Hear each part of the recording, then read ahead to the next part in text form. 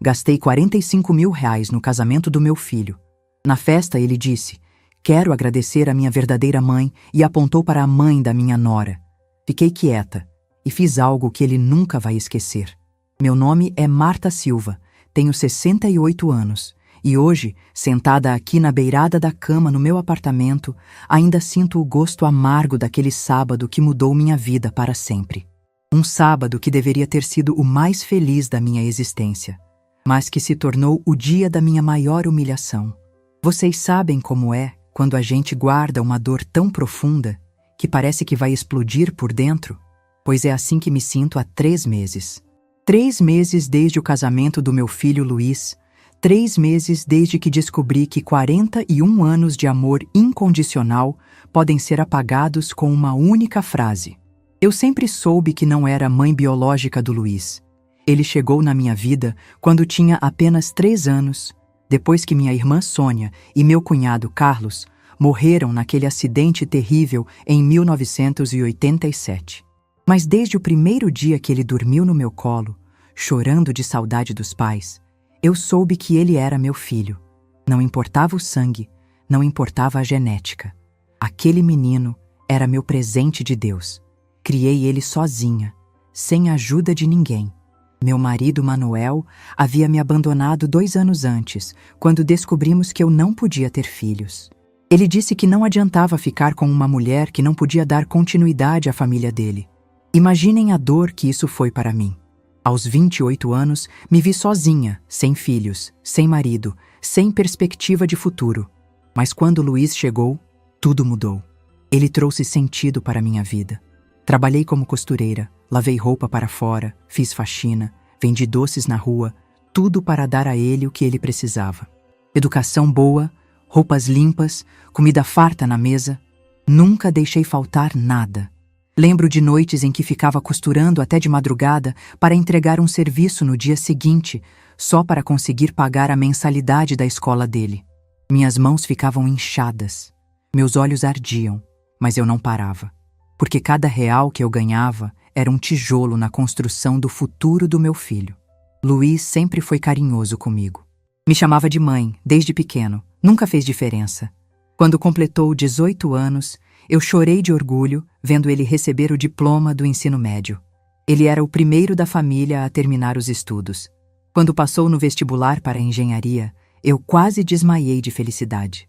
Durante a faculdade, ele continuava me tratando bem. Chegava em casa, me contava sobre as aulas, os professores, os amigos.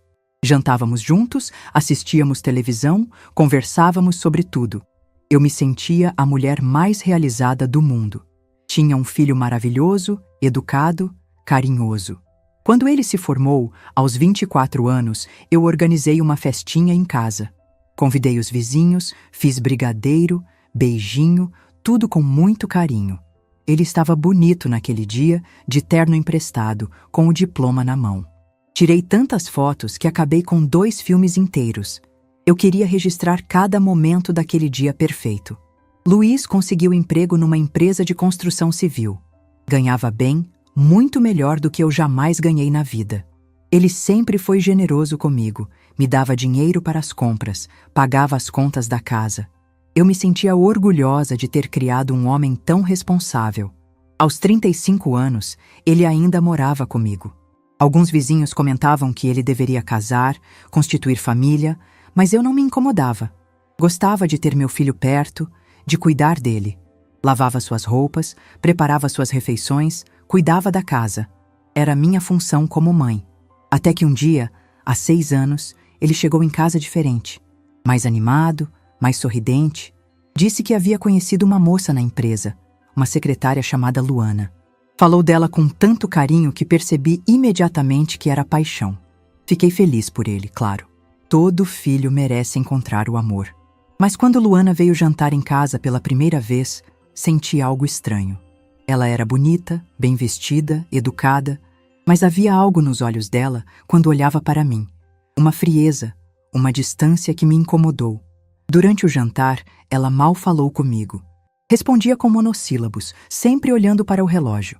Nos meses seguintes, Luiz começou a sair mais. Chegava tarde, passava os finais de semana na casa dela.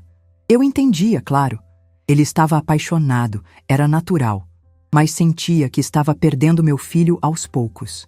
Nossas conversas diminuíram. Ele ficava mais no quarto, sempre no celular. Quando eles oficializaram o namoro, eu tentei me aproximar da Luana. Ofereci para ensinar ela a fazer os pratos que o Luiz gostava. Ela disse que não precisava, que a mãe dela já havia ensinado tudo. Convidei ela para almoçar comigo num domingo.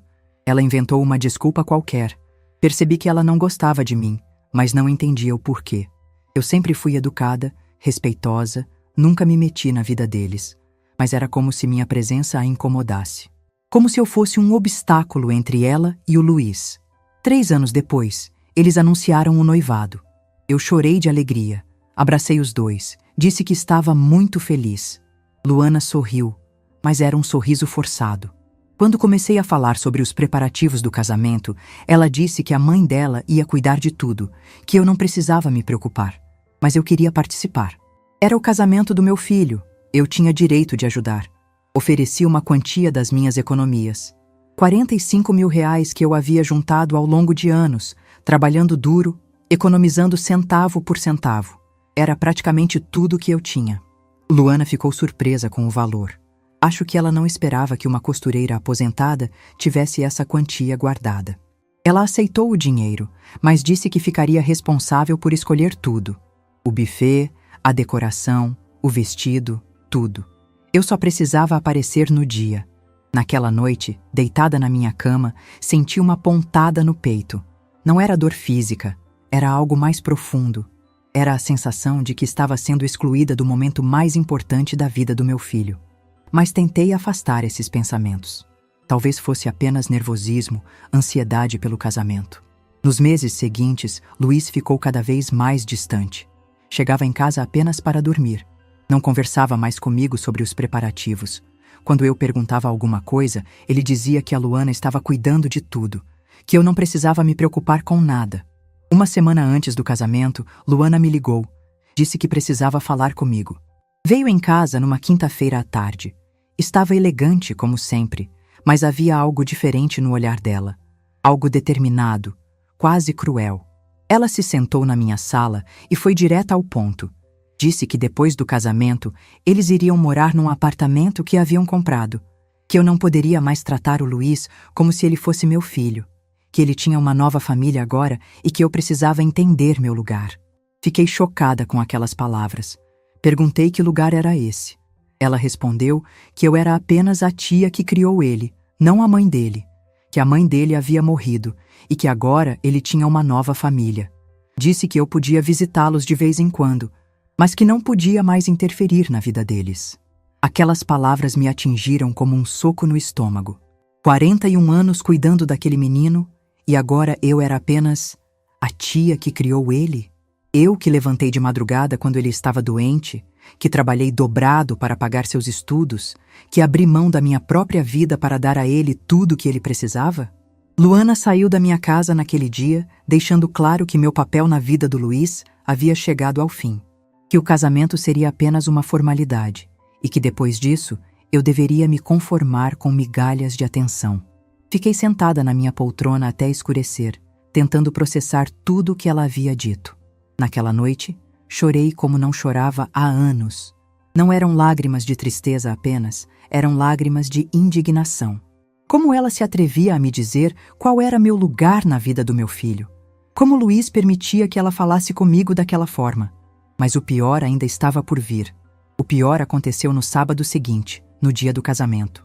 O dia em que descobri que todas as palavras cruéis da Luana eram apenas o prenúncio da humilhação que me aguardava. Naquela manhã, acordei com um aperto no peito que não conseguia explicar. Parecia que meu coração sabia que algo terrível ia acontecer. Tomei meu café da manhã sozinha, olhando pela janela da cozinha, tentando afastar os pensamentos negativos. Era o casamento do meu filho, eu deveria estar feliz, mas não conseguia. Havia algo no ar, uma tensão que não saía de mim. As palavras da Luana ecoavam na minha cabeça. Você é apenas a tia que criou ele. Como se 41 anos de dedicação absoluta fossem apenas um favor que eu havia feito para a família. Peguei o vestido verde água que havia comprado especialmente para o casamento. Nada muito caro, mas decente e elegante. Havia ido ao salão na sexta-feira para arrumar o cabelo. Queria estar bonita para o casamento do Luiz. Não importava que a Luana tivesse deixado claro que eu era apenas uma coadjuvante naquela história. Era o casamento do meu filho e eu ia estar presente. Mas enquanto me arrumava, olhando para meu reflexo no espelho, senti uma solidão que não conseguia explicar. Estava me preparando para o casamento do meu filho, mas me sentia como uma estranha. Como se não tivesse direito de estar ali, de participar daquele momento especial. Quando terminei de me arrumar, sentei na sala e fiquei esperando. Esperando que o Luiz aparecesse, que viesse me buscar, que quisesse estar comigo antes do casamento. Mas as horas passaram e nada. O telefone não tocou.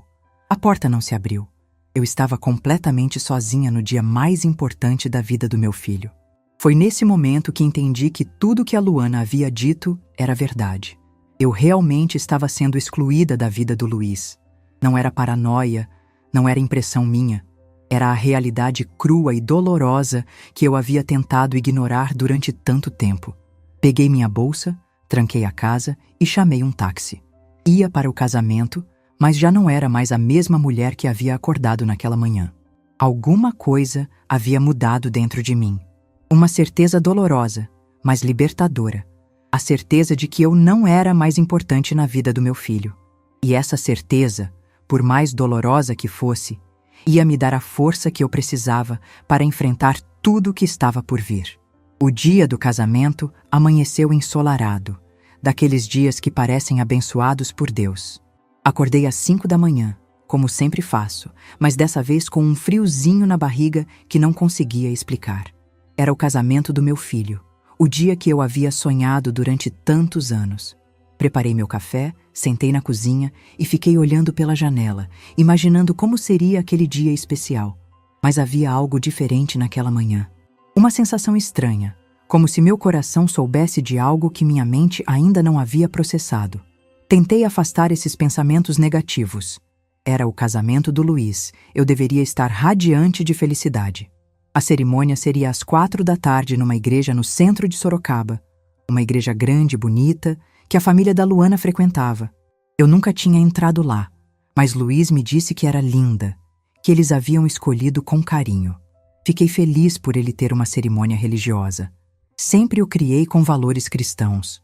Durante a manhã, fiquei esperando que o Luiz aparecesse em casa. Pensei que talvez ele quisesse se arrumar aqui, ou pelo menos passar para me ver antes do casamento. Afinal, era um dia especial para nós dois. Mas as horas foram passando e nada. Meio-dia, 1 hora, 2 horas. O silêncio era ensurdecedor. Às 2h30, não aguentei mais a angústia e liguei para o celular dele. Estava nervosa, preocupada. Ele atendeu meio apressado, com vozes ao fundo, música, algazarra. Disse que estava na casa dos pais da Luana, se arrumando lá, que tinha muita coisa para fazer, que nos veríamos na igreja. Nem perguntou se eu estava bem, se precisava de carona, nada. Simplesmente desligou. Fiquei ali segurando o telefone, sentindo uma pontada no peito. Meu filho estava se casando e nem se lembrou de mim na correria dos preparativos. Mas tentei não pensar nisso. Talvez fosse mesmo nervosismo, ansiedade do noivo. Todo mundo fica assim no dia do casamento. Peguei um táxi para ir à igreja. O motorista era um senhor simpático chamado João, que me perguntou se eu ia a um casamento. Respondi que sim, que era do meu filho. Ele me parabenizou, disse que devia estar muito orgulhosa. Eu sorri e disse que estava sim, mas no fundo havia uma angústia que não conseguia explicar. Quando cheguei à igreja, fiquei impressionada com a decoração.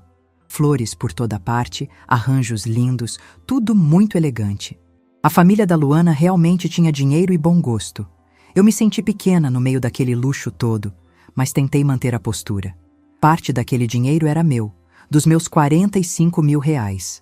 Procurei um lugar para sentar. Não sabia onde era meu lugar. Ninguém havia me orientado sobre isso. Vi que os bancos da frente estavam reservados para as famílias.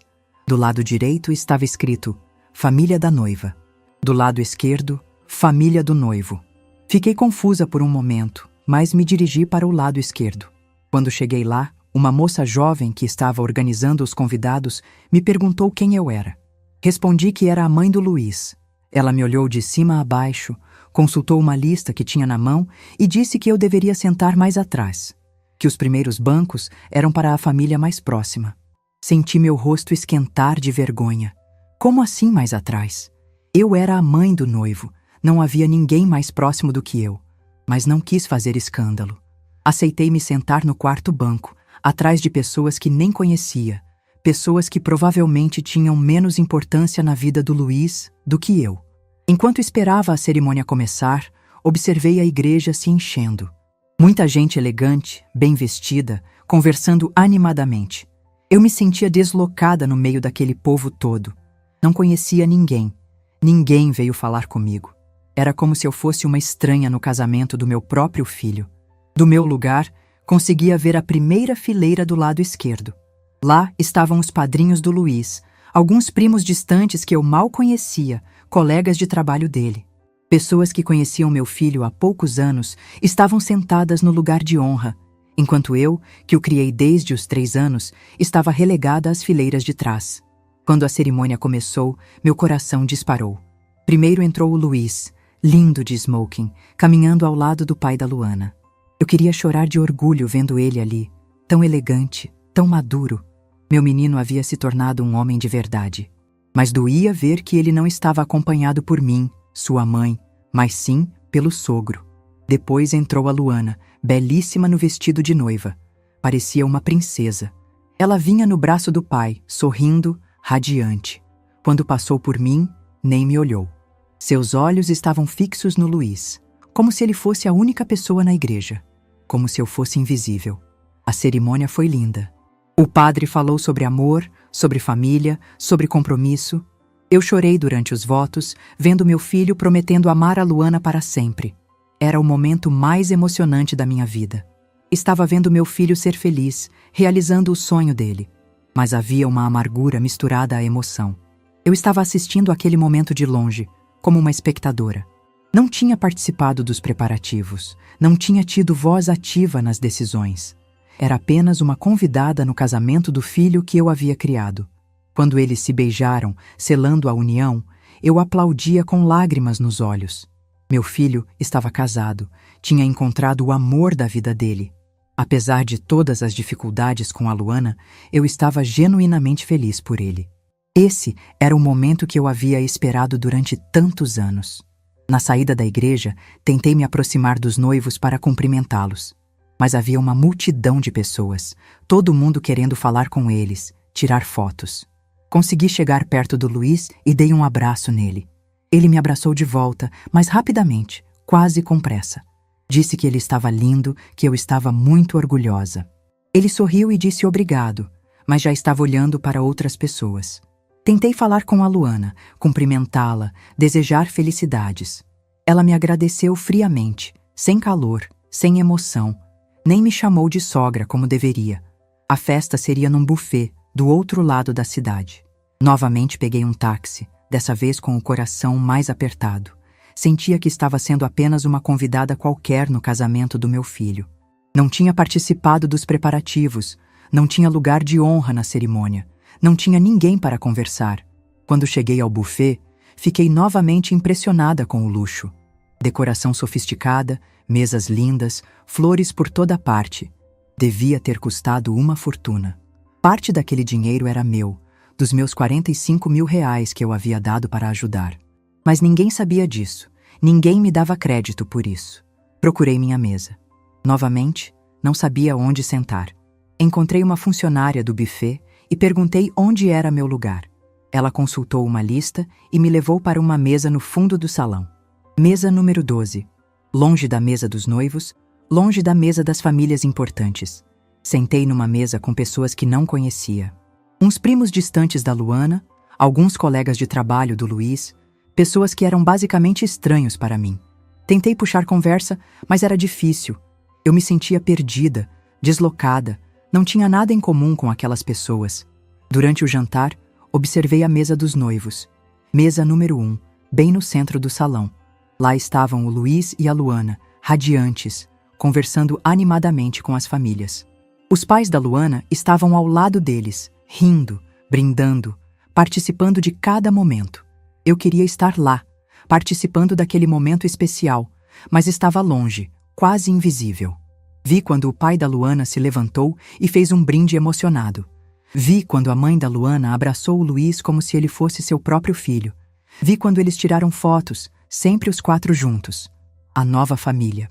E eu ali, sozinha na mesa 12, observando de longe. As pessoas da minha mesa tentavam me incluir na conversa. Perguntavam sobre minha relação com os noivos, sobre como conheci eles. Eu respondia que era a mãe do Luiz, mas via o estranhamento nos olhos delas. Porque se eu era a mãe do noivo, por que estava sentada ali no fundo? Por que não estava na mesa principal? Depois do jantar, começaram os discursos. Primeiro falou o pai da Luana, agradecendo a todos pela presença, desejando felicidades ao casal. Falou sobre como estava feliz por ganhar um filho, sobre como o Luiz era especial. Todos aplaudiram emocionados. Depois falou a mãe da Luana, visivelmente emocionada. Disse como estava feliz por ver a filha casando com um homem tão maravilhoso. Falou sobre como havia acolhido o Luiz como filho desde o primeiro dia, como ele agora fazia parte da família dela. As lágrimas escorriam pelo meu rosto, mas não eram lágrimas de alegria. Eu esperava que chegasse minha vez de falar. Afinal, eu era a mãe do noivo. Tinha preparado algumas palavras, queria agradecer pela presença de todos, contar um pouco da história do Luiz. Queria falar sobre como o criei, sobre o orgulho que sentia dele. Mas minha vez não chegou. Ninguém me chamou para falar. O apresentador da festa nem mencionou meu nome. Era como se eu não existisse, como se o Luiz não tivesse mãe. Ou melhor, como se a mãe dele fossem os pais da Luana que haviam falado tão emocionadamente sobre ele. Quando o Luiz se levantou para discursar, meu coração disparou.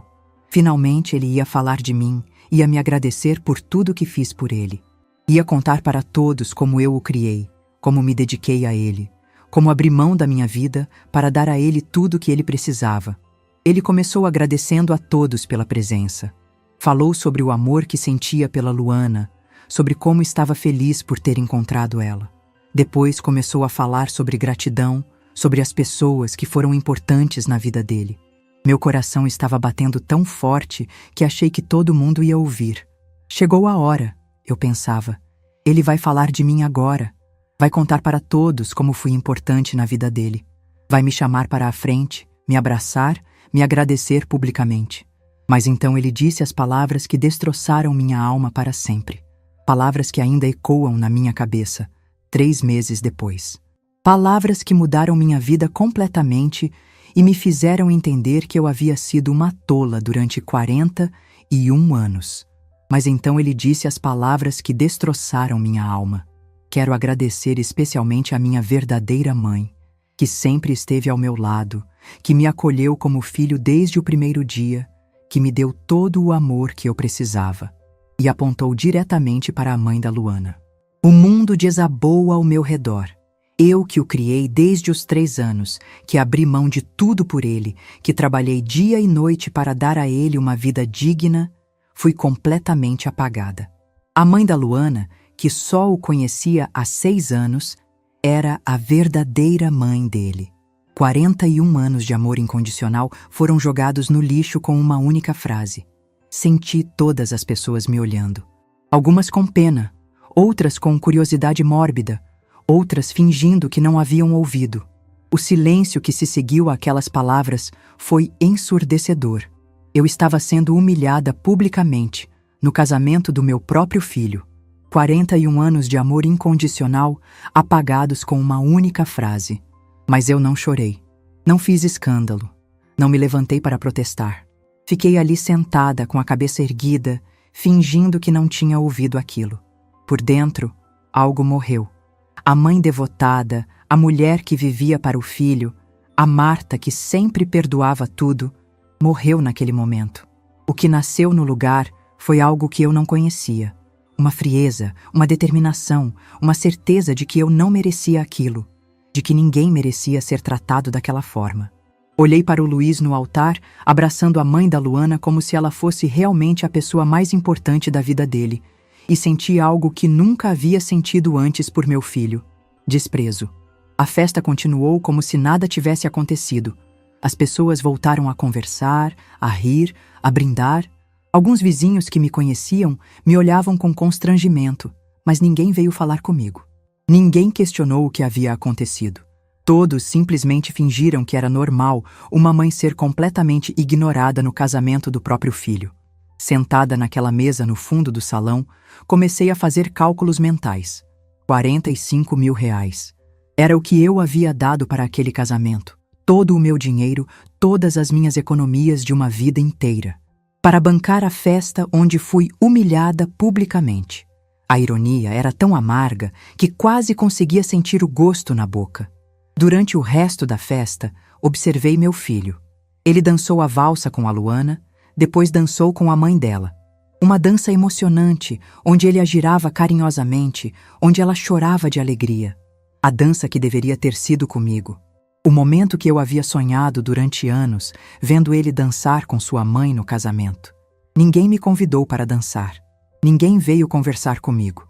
Eu era como um fantasma naquela festa, presente mas invisível. Às 10 horas da noite, quando a festa ainda estava no auge, eu me levantei silenciosamente e saí. Ninguém notou. Nem o Luiz, nem a Luana, ninguém. Peguei um táxi e voltei para casa. Durante o trajeto, o motorista tentou puxar conversa. Perguntou se a festa havia sido boa. Eu respondi que sim, mas minha voz saiu estranha, embargada. Ele deve ter percebido que algo estava errado porque não insistiu na conversa. Cheguei em casa e me sentei na sala escura. Não acendi a luz, não liguei a televisão. Fiquei ali, no silêncio, processando tudo o que havia acontecido. Meu filho havia me apagado da vida dele da forma mais cruel possível, na frente de todos, no momento mais importante da vida dele. Naquela noite, não consegui dormir. Fiquei na cama, olhando para o teto, revivendo cada segundo daquele discurso. As palavras do Luiz ecoavam na minha cabeça. Minha verdadeira mãe. Como se eu fosse uma impostora, uma farsa, alguém que havia fingido ser mãe dele todos esses anos. Quando o sol nasceu no domingo, eu já havia tomado uma decisão. Não ia mais ser a Marta submissa, a mãe que engolia qualquer desaforo em nome do amor. Ia mostrar para meu filho que ele havia cometido o maior erro da vida dele. Que algumas palavras não podem ser desfeitas, algumas feridas não podem ser curadas. Levantei da cama com uma determinação que não sentia há anos. Tomei banho, me arrumei e fui até meu guarda-roupa. No fundo, atrás das cobertas velhas, estava uma pasta que guardava todos os documentos da minha vida financeira. Extratos bancários, comprovantes de investimentos, escrituras, tudo estava ali. Sentei na mesa da cozinha e comecei a fazer contas.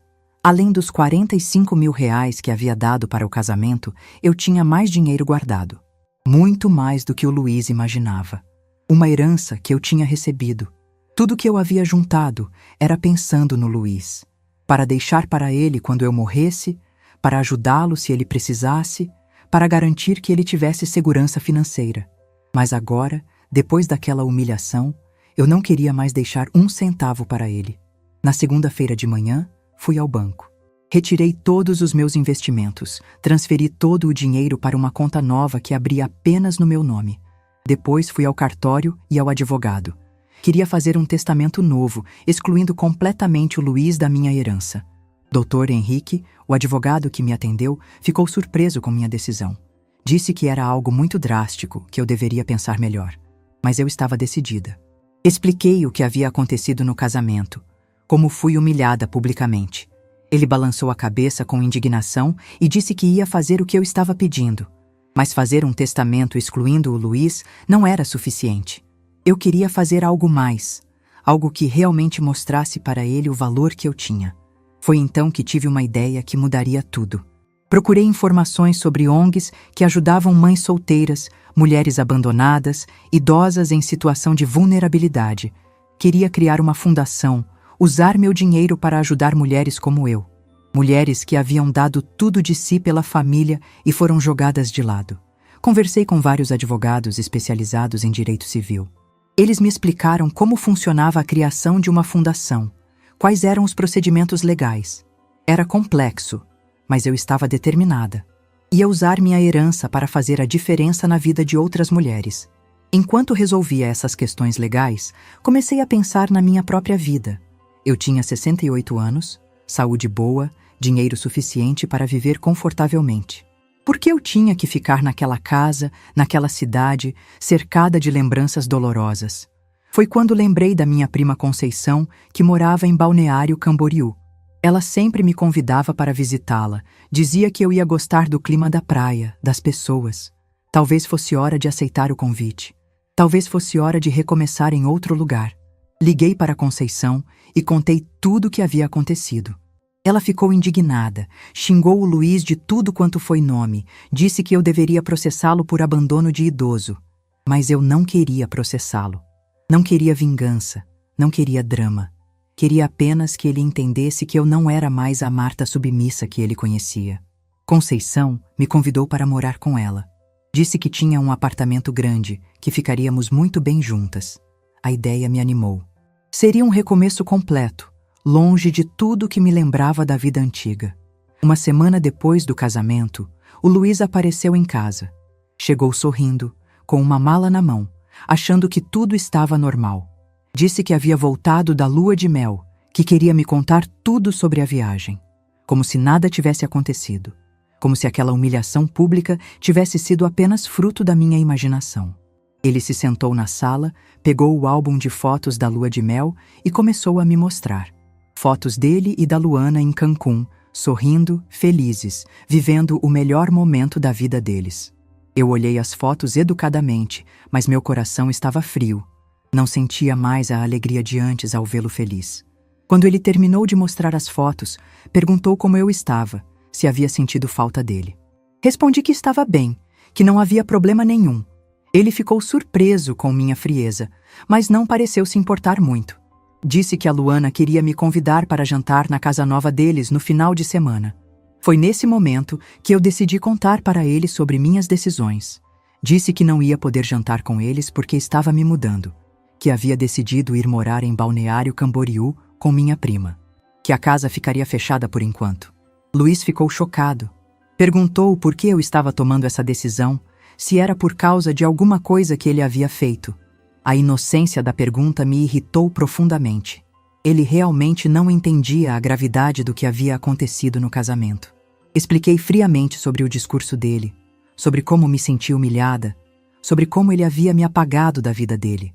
Disse que se ele considerava a mãe da Luana como sua verdadeira mãe, então eu estava livre para viver minha própria vida. Ele tentou argumentar, disse que eu estava exagerando, que tinha sido apenas um discurso emocionado, que ele não quis dizer nada contra mim. Mas eu não estava mais disposta a aceitar desculpas vazias. Disse que minha decisão estava tomada. Naquela noite, depois que ele saiu, comecei a empacotar minhas coisas. Separei as roupas, os livros, os objetos pessoais que queria levar. O resto ficaria na casa, coberto por lençóis, esperando uma decisão sobre o futuro. 3 dias depois, a documentação da fundação estava pronta. Fundação Marta Santos, apoio a mulheres em situação de vulnerabilidade. Minha herança inteira, todos os meus bens, tudo seria destinado para ajudar mulheres como eu. Mulheres que haviam dado tudo de si e foram esquecidas. No dia seguinte, peguei o ônibus para Balneário Camboriú. Levei apenas 2 malas e uma certeza. Minha vida estava apenas começando. Aos 68 anos, eu finalmente havia encontrado coragem para viver para mim mesma. Balneário Camboriú me recebeu com um ar fresco que não sentia há décadas. Quando desci do ônibus na rodoviária, minha prima Conceição estava lá me esperando com um sorriso que aquecia o coração. Ela tinha 71 anos, cabelos grisalhos bem cortados e uma energia que fazia inveja a qualquer jovem. Nos abraçamos ali mesmo e senti que estava tomando a decisão certa. O apartamento da Conceição ficava no 10º andar de um prédio a 2 quadras da praia. Quando entrei e vi aquela vista do mar pela primeira vez na minha vida, não consegui segurar as lágrimas. Não eram lágrimas de tristeza, eram lágrimas de alívio. Finalmente estava em um lugar onde podia respirar sem sentir o peso das expectativas alheias. Conceição havia preparado o quarto de hóspedes para mim. Simples, mas acolhedor, com uma janela que dava vista para o mar. Ela disse que eu podia ficar o tempo que quisesse, que estava feliz por ter companhia. Naquela primeira noite, sentei na varanda ouvindo o barulho das ondas e senti uma paz que não experimentava há anos. Na manhã seguinte, Acordei cedo e fui caminhar na praia. A areia fofa sob os pés, o cheiro do mar, os primeiros raios de sol tocando minha pele. Era como se eu estivesse descobrindo o mundo pela primeira vez. Caminhei por mais de 1 hora, respirando fundo, sentindo cada célula do meu corpo se renovar. Durante a caminhada, encontrei outras pessoas da minha idade exercitando-se, conversando, vivendo suas vidas plenamente. Uma senhora chamada Dolores me cumprimentou e puxou conversa. Ela tinha 72 anos, era viúva e havia se mudado para a cidade 5 anos antes. Disse que havia sido a melhor decisão da vida dela. Dolores me contou que participava de um grupo de terceira idade que se reunia 3 vezes por semana. Faziam ginástica na praia, aulas de dança, artesanato, passeios culturais. Ela me convidou para participar e eu aceitei na hora. Há quanto tempo não me juntava a um grupo por prazer, não por obrigação? Nos primeiros dias, estabeleci uma rotina que me fazia bem. Acordava cedo, caminhava na praia, tomava café da manhã com Conceição, lia livros que havia comprado, conversava com as novas amigas que estava fazendo. Era uma vida simples, mas era minha vida. Ninguém me cobrava nada. Ninguém esperava que eu fosse alguém que não era. 1 semana depois da minha chegada, Luiz me ligou. Estava preocupado, disse que havia passado na casa em Sorocaba e visto que estava tudo fechado. Queria saber como eu estava, se precisava de alguma coisa. Respondi que estava muito bem, que estava gostando da nova cidade, que não precisava de nada. Ele ficou surpreso com meu tom de voz. Eu estava diferente, mais segura, mais firme. Perguntou quando eu voltaria, se era apenas umas férias. Respondi que não sabia quando voltaria, que estava pensando em ficar mais tempo. A conversa foi educada, mas fria. Eu não estava mais disposta a fingir que estava tudo normal entre nós. 2 semanas depois, comecei a participar das atividades do grupo da Dolores. A primeira foi uma aula de dança na praia. Eu, que não dançava há mais de 20 anos, me vi movendo o corpo no ritmo da música, rindo das próprias trapalhadas, me divertindo como uma adolescente. Era liberador descobrir que ainda podia aprender coisas novas. Foi nesse grupo que conheci Dona Rosa, uma senhora de 75 anos que havia criado uma pequena biblioteca comunitária no bairro. Ela precisava de voluntárias para ajudar com a organização e atendimento. Me ofereci imediatamente. Sempre gostei de livros e a ideia de ajudar outras pessoas a ter acesso à leitura me animava. Trabalhando na biblioteca, conheci histórias fascinantes. Crianças que vinham fazer os deveres porque não tinham espaço em casa. Jovens que estudavam para concursos. Idosos que descobriam o prazer da leitura depois dos 70. Eu me sentia útil de uma forma que não sentia há anos. 1 mês depois da minha chegada, recebi uma ligação inesperada. Era Dr. Henrique, o advogado de Sorocaba. Ele precisava da minha assinatura em alguns documentos. Decidi voltar à cidade apenas para resolver essas questões legais. A viagem de volta foi estranha. Quando o ônibus entrou em Sorocaba, senti um aperto no peito. Não era saudade, era ansiedade. Como se eu estivesse voltando a um lugar que não me pertencia mais. Fiquei apenas 2 dias, o suficiente para assinar os documentos e verificar a casa. A casa estava exatamente como eu havia deixado. Fechada, com cheiro de mofo, cheia de memórias que não me faziam mais bem. Caminhei pelos cômodos e senti que aquela vida não era mais minha. Aquela Marta, que vivia apenas para o filho, havia ficado enterrada naquelas paredes. No escritório do Dr. Henrique, assinei os documentos finais da Fundação Marta Santos. Ele me explicou que tudo estava em ordem, que minha herança seria destinada ao apoio de mulheres em situação de vulnerabilidade. Senti um orgulho imenso. Meu dinheiro ia fazer a diferença na vida de outras pessoas. Antes de voltar para Balneário Camboriú, passei na casa da minha antiga vizinha, Dona Teresa. Ela ficou surpresa ao me ver, disse que estava com saudades. Contei sobre minha nova vida na praia, sobre como estava feliz. Ela comentou que eu parecia mais jovem, mais animada.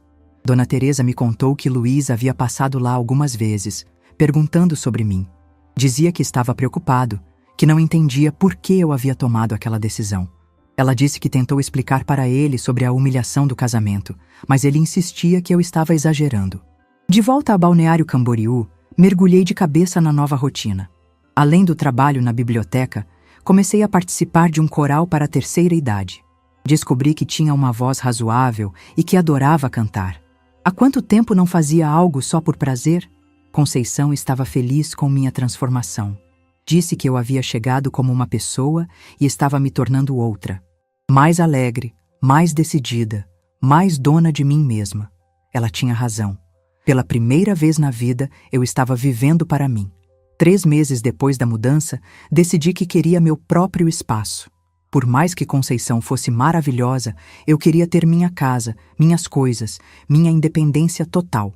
Procurei apartamentos na região e encontrei um pequeno, mas charmoso, com vista para o mar. Era um apartamento de 2 quartos no 5º andar, mobiliado, pronto para morar. O preço do aluguel cabia no meu orçamento tranquilamente. Quando assinei o contrato, senti uma liberdade que nunca havia experimentado. Pela primeira vez na vida, eu tinha uma casa que era completamente minha. Mudei-me para o apartamento numa manhã de sábado ensolarada. Conceição me ajudou a organizar tudo, e à tarde fizemos um pequeno chá para comemorar. Convidamos Dolores, Dona Rosa e algumas outras amigas que eu havia feito. Era minha primeira festa como dona da minha própria vida. Naquela noite, sentada na varanda do meu apartamento, olhando o mar sob a luz da lua, recebi uma ligação do Luiz.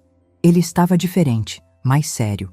Disse que queria conversar comigo pessoalmente, que estava pensando em vir me visitar. Respondi que ele era bem-vindo, mas que eu não mudaria de ideia sobre minha nova vida. A ligação me fez refletir sobre tudo o que havia acontecido nos últimos meses. Eu havia saído de Sorocaba como uma mulher destroçada, humilhada e invisível. E agora era uma mulher independente, com amigos, atividades, projetos. Tinha descoberto que era possível ser feliz sem viver em função dos outros. 2 semanas depois, Luiz apareceu em Balneário Camboriú. Quando abri a porta do apartamento e o vi ali, senti uma mistura de emoções. Ele era meu filho. Eu ainda o amava. Mas não era mais o amor cego e submisso de antes. Era um amor consciente, com limites. Ele entrou no apartamento e ficou impressionado. Disse que eu parecia bem, que o lugar era bonito. Conversamos por algumas horas, mas era uma conversa diferente. Eu não estava mais ansiosa para agradá-lo. Não me importava se ele aprovava minhas decisões ou não. Quando ele perguntou sobre meus planos, se eu pretenda voltar para Sorocaba, respondi que não sabia. Que estava feliz onde estava, que havia encontrado meu lugar no mundo. Ele ficou desconcertado com minha resposta. Acho que esperava encontrar uma mulher fragilizada, arrependida, querendo voltar para uma vida antiga. Mas a mulher que ele encontrou era alguém que ele não conhecia. Era a Marta verdadeira, aquela que havia ficado escondida durante décadas. E essa Marta tinha muito a dizer sobre o que esperava da vida e dos relacionamentos dali em diante. Luiz ficou 3 dias em Balneário Camboriú, e a cada dia que passava, eu percebia o quanto ele estava desconfortável com a nova Marta que encontrou. Ele esperava encontrar uma mulher dependente, carente, implorando para voltar à vida antiga. Mas encontrou alguém que não precisava mais dele para ser feliz. No 2º dia da visita, levei ele para conhecer a biblioteca onde eu trabalhava como voluntária. Dona Rosa o recebeu calorosamente e fez questão de contar como eu havia me tornado peça fundamental no projeto. Como eu organizava os livros, ajudava as crianças com os deveres, criava atividades de incentivo à leitura. Vi o espanto nos olhos do Luiz. Ele estava descobrindo uma faceta minha que desconhecia completamente. Durante todos aqueles anos em que vivi apenas para ele, eu havia escondido meus próprios talentos, meus próprios sonhos. Agora, eles estavam florescendo aos 68 anos. À noite, jantamos no apartamento. Preparei uma refeição simples, mas saborosa. Durante a conversa, ele comentou que eu parecia uma pessoa diferente, que estava mais segura, mais decidida. Perguntou se eu não sentia falta da vida em Sorocaba, da rotina antiga. Respondi que sentia falta de algumas coisas, mas que não trocaria minha nova vida por nada. Pela primeira vez, eu estava vivendo para mim mesma, fazendo escolhas baseadas no que me fazia feliz, não no que esperavam de mim. Era uma sensação libertadora que ele provavelmente nunca entenderia. No 3º dia, Luiz finalmente teve coragem de abordar o assunto que realmente o incomodava. Perguntou sobre meu testamento, sobre os boatos que estavam circulando em Sorocaba de que eu havia criado uma fundação. Disse que estava preocupado com meu futuro financeiro. Expliquei calmamente sobre a Fundação Marta Santos, como havia decidido destinar minha herança para ajudar mulheres em situação de vulnerabilidade. Mulheres que, como eu, haviam dedicado a vida aos outros e foram esquecidas. Que achava isso mais justo do que deixar dinheiro para quem não me valorizava. O rosto dele mudou completamente. Pela primeira vez, acho que ele entendeu a gravidade do que havia feito no casamento. Não era apenas uma questão de orgulho ferido. Era sobre respeito, reconhecimento, dignidade. Coisas que ele havia me negado publicamente. Ele tentou argumentar. Disse que podíamos conversar, que ele havia aprendido com o erro. Mas eu expliquei que não era sobre punição ou vingança. Era sobre justiça. Ele havia feito uma escolha quando me humilhou. Eu estava fazendo minha escolha agora. Antes de partir, Luiz me abraçou de uma forma diferente. Não era o abraço protocolar de sempre. Era um abraço de alguém que finalmente estava entendendo o que havia perdido. Ele disse que respeitava minha decisão, mas que gostaria de manter contato. Que queria conhecer melhor a mulher corajosa que eu me tornei. Depois que ele foi embora, me sentei na varanda e refleti sobre nosso encontro. Não senti raiva, não senti tristeza. Senti uma paz profunda, o ciclo havia se fechado. Eu havia conseguido me libertar do peso de viver apenas para ele, e ele havia começado a entender as consequências de suas ações. Uma semana depois, recebi uma carta dele. Uma carta longa, manuscrita, onde ele pedia desculpas sinceras pelo que havia acontecido no casamento. Disse que só agora entendia o quanto eu havia sacrificado por ele, o quanto eu era importante. Que a mãe da Luana nunca poderia ocupar o lugar que eu ocupava na vida dele. A carta me emocionou, mas não mudou minhas decisões. Era bom saber que ele havia entendido, que havia crescido como pessoa. Mas eu já não precisava mais de seu reconhecimento para me sentir completa. Havia encontrado minha própria fonte de felicidade. Respondi sua carta de forma carinhosa, mas firme. Disse que aceitava suas desculpas, que não guardava rancor, mas que minha nova vida estava apenas começando, que ele era bem-vindo para visitá-las, para conhecer a mulher que eu me tornara, mas que nossa relação seria diferente daqui em diante. Na Fundação Marta Santos, cada história que chegava até nós me confirmava que havia tomado a decisão certa. A primeira mulher que ajudamos foi Dona Celeste, uma senhora de 74 anos, que havia sido expulsa de casa pelos filhos. Ver ela recuperando sua dignidade era mais gratificante do que qualquer abraço de filho que eu poderia receber. Dona Rosa sugeriu que eu contasse minha história num evento da biblioteca. Disse que poderia inspirar outras mulheres a não aceitar desrespeito, a valorizar sua própria vida. A princípio hesitei, mas depois achei que poderia ser útil. No dia da palestra, o salão estava lotado. Mulheres de todas as idades, muitas com histórias similares à minha. Contei sobre minha jornada, sobre como descobri que nunca é tarde para recomeçar, que nenhuma mulher deve aceitar ser invisível na própria vida. Ao final, uma senhora de 75 anos se aproximou de mim. Disse que estava sendo pressionada pelos filhos a vender sua casa para ajudá-los financeiramente. Que sempre cedeu a tudo, mas que minha história a fez repensar. Demos uma longa conversa, e ela saiu dali determinada a defender seus próprios interesses. Um mês depois da fundação estar funcionando, organizamos um primeiro evento beneficente. Luiz veio de Sorocaba para participar. Ele parecia genuinamente orgulhoso do que eu havia construído. Durante sua fala, ele me chamou de a mulher mais corajosa que conhece. Dessa vez, foram palavras que me aqueceram o coração. Mas o que mais me marcou naquele dia foi ver as 3 mulheres que a fundação já havia começado a ajudar. Cada uma contando sua história de superação, de recomeço, de descoberta da própria força. Eu havia transformado minha dor em propósito, minha humilhação em esperança para outras pessoas. Hoje, 3 meses depois daquele casamento fatídico, posso dizer que sou uma mulher realizada. Não porque consegui me vingar da família que me maltratou, mas porque consegui me libertar de uma situação que me diminuía como pessoa. Minha rotina em Balneário Camboriú é rica e significativa. Trabalho na biblioteca 3 manhãs por semana. Participo do coral às terças e quintas. Coordeno as atividades da fundação aos sábados. Faço aulas de pintura às quartas. Caminho na praia todos os dias ao amanhecer. Luiz me visita quando pode. Nossa relação melhorou muito nestes 3 meses, mas em bases completamente diferentes. Ele me respeita porque aprendeu que não tem escolha.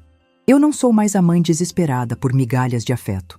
Sou uma mulher independente que escolhe quando e como se relacionar com ele. Luana nunca mais falou comigo diretamente. Segundo Luiz, ela teve dificuldade para aceitar a nova dinâmica. Não consegue entender como eu mudei tanto em tão pouco tempo. Mas a verdade é que eu não mudei.